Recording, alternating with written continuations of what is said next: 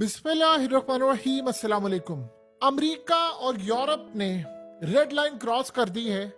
एक दिन में रूस पर 2 हमले हुए हैं और ये इतने खतरनाक हमले हैं कि बिल्कुल रूस की जानिब से अब उनके मीडिया पर उनके तमाम एक्सपर्ट्स ये कह रहे हैं कि अब न्यूक्लियर मारने का टाइम आ गया है। इसके अलावा कोई सूरत हाल नहीं है।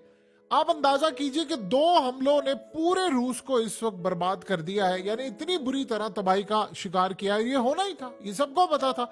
जब नॉर्थ कोरिया के साथ आप डील करके आएंगे, जब आप ईरान के साथ डील करेंगे, वियतनाम के साथ डील करेंगे, जब आप बाकी जगहों पर डील करेंगे, तो जंग तो उन्होंने छेड़नी थी।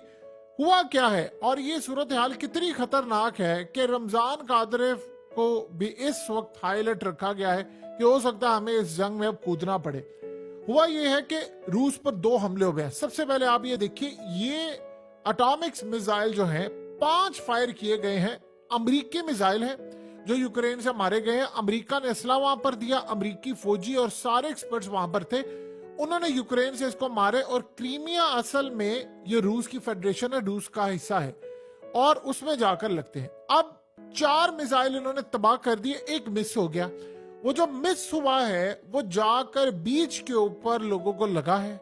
बीच से वो लोग भागे थे, उसके सराउंडिंग में लोगों को जाकर लगा है और उससे तकरीबन 5 के करीब लोग मारे गए हैं, 120 से ज्यादा जख्मी हैं और बहुत सारी बुरी सूरत हाल में। ये एक हमला था और इसमें डायरेक्टली ये नेटो ने हमला किया, यानी आपने सीधी तरह ऐलान जंग कर दिया है कि अब आप अगले मुल्क को कह रहे हैं कि भाई हम पर एटमी हमला कर दे, इसके अलावा कोई दूसरा रास्ता नहीं है। अब आपने रूस के ऊपर हमला किया, उधर पुतिन ने कहा कि अपनी फोर्सेस को उन्होंने कहा है कि अब तैयारी करें।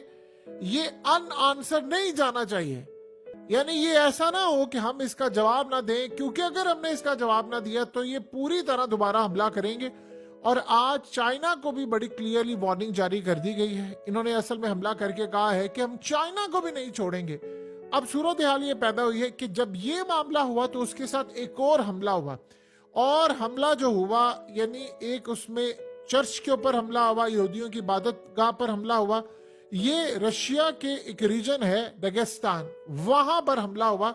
और माजी में यहाँ पर खाना जंगी के लिए अमेरिका, यूरोप, जो चेचनिया के अंदर भी इन्होंने किया था, यहाँ पर खेल खेल चुके थे।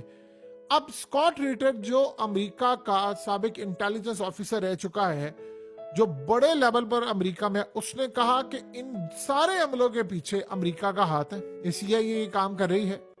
और आप इस बात को जानकर हैरान होंगे कि ये असल में जो एरिया है ये मुस्लिम मेजोरिटी